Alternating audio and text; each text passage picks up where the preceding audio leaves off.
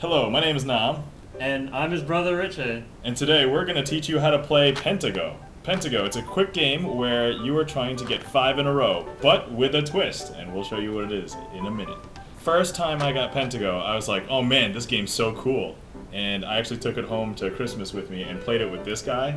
We sat at a little dining room table downstairs, playing this for literally like 3 hours. Like probably way longer than you probably should have. Yeah, it's definitely more complicated than you would think. There's a lot of simple strategies. We'll go over those at the end of this video. Object of the game is, The object of the game is to get 5 pieces in a row of your color. let's say it's your turn. When it's my turn, I take any one of the pieces and place it anywhere on the board. So anywhere at all. But during your turn, after you place your piece, you must rotate one of these 3x3 boards by 90 degrees in either direction. So, you can rotate it this way, or you can rotate it that way. The thing is, earlier game, if there's no pieces on the board, or if there's pieces in a way that everything's going to be symmetrical, you can just forego, this is what we do. So let's say it's my turn, I'll just do this and say, bam. Theoretically, we rotated that one, just to save ourselves the rotate.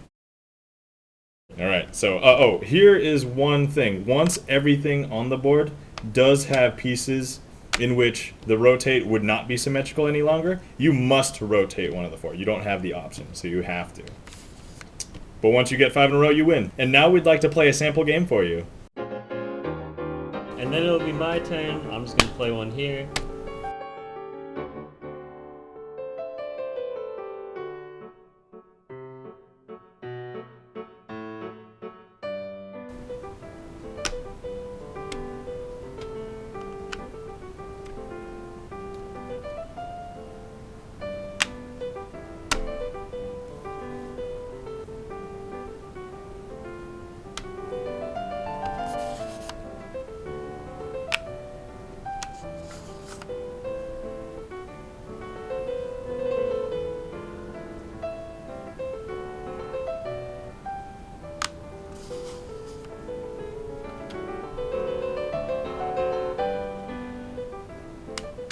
Not there.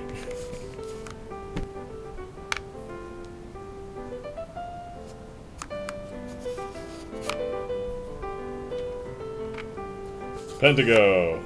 5 in a row. Okay.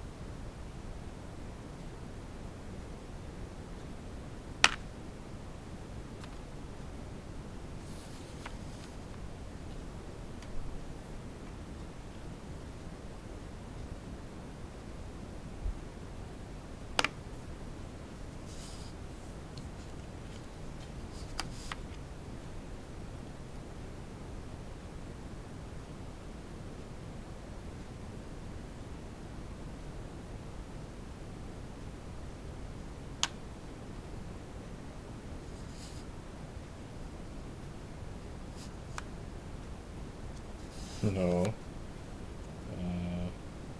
Fine.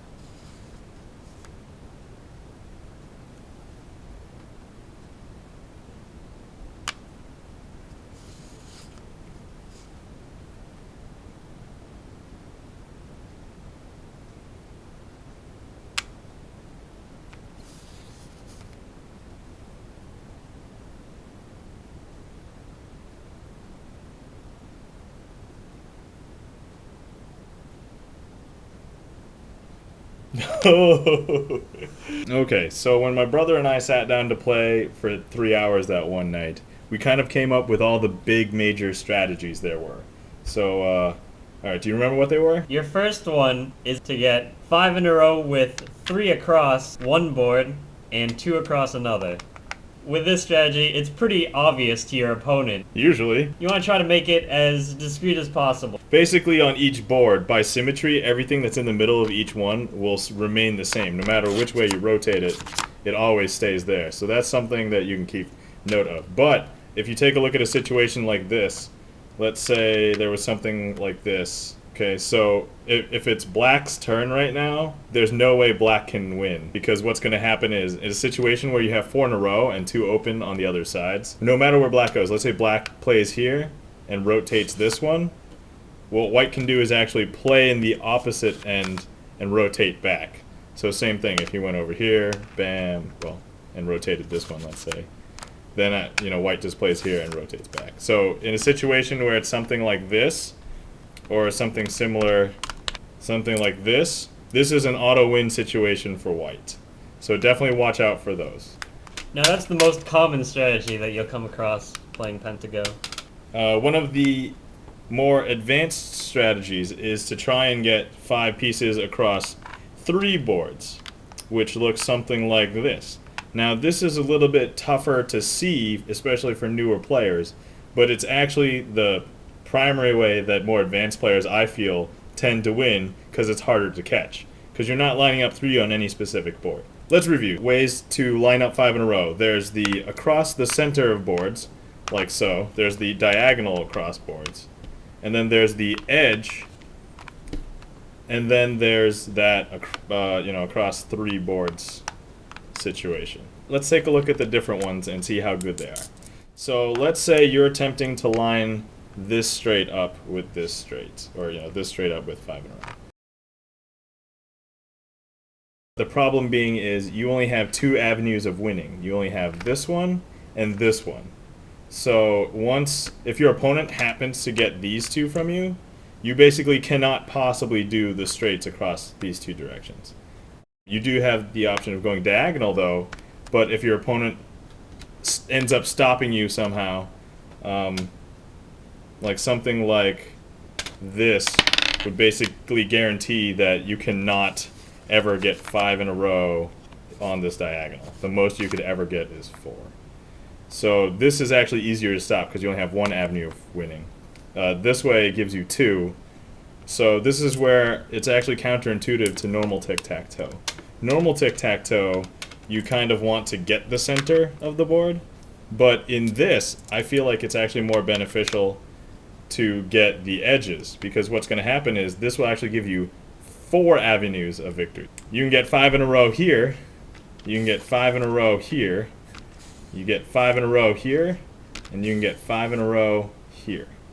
Now, if somebody's actually going for the trying to win straight across like this, and you've kind of stopped them at every point, so let's say it looks something like this, then black and white are both set up to try and do the 5 in a row across 3 different boards. Sorry. So, yeah. But same thing with white, so white can do something like that. So basically at this point it's kind of a race. I feel like in general play, whoever's going first, you still want to try and get 5 in a row straight up. That at least forces your opponent to play. But if you're a sneaky, defensive player, then you can actually get a 5 in a row that way. Okay.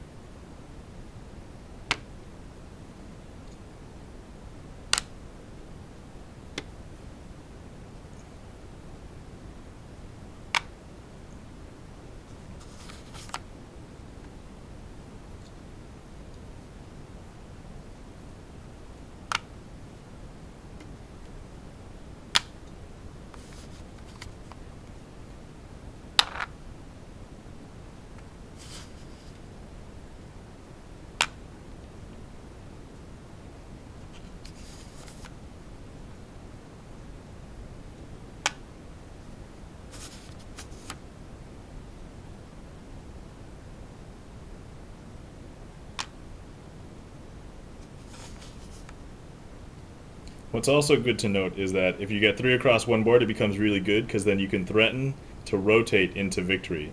But also, seeing this here, if you play 2 of your color on opposite sides, it actually, on one 3x3 board, it'll defend against the 5 across 3 boards for the opposing corner.